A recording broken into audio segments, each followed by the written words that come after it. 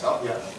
Roe versus Wade. If Roe versus Wade was repealed in Congress, that would still not change anything right here in New York State, because we are not a pro-life. We do not have pro-life laws.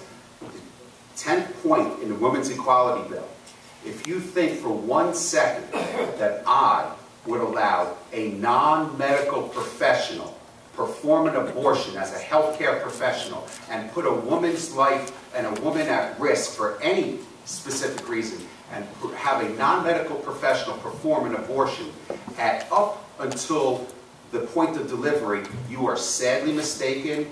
I will never vote for that. If you don't like the sex of your baby, you can abort it. If you have twins, you can abort it. You will never get my vote for an abortion performed by a non-medical professional. As a healthcare professional, you are not only putting the baby obviously at risk, you are putting a woman's health at risk, which is a woman's issue. Same question to you, sir.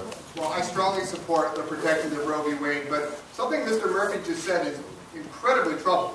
He said, if Congress repeals Roe v. Wade. Well, let me tell you something, sir. Congress doesn't pass our constitutional rights. Our Supreme Court does. Our Supreme Court has found that a woman's privacy and right to control her own health care with her doctor is a right in our Constitution. It is not for politicians, especially male politicians, to put themselves between a woman and a doctor. I am strongly pro-choice. And Mr. Murphy wants to make this all complicated and start talking about crazy things like that that aren't true, that aren't in the Women's Equality Act. The simple truth is, I am the only pro-choice candidate in this race.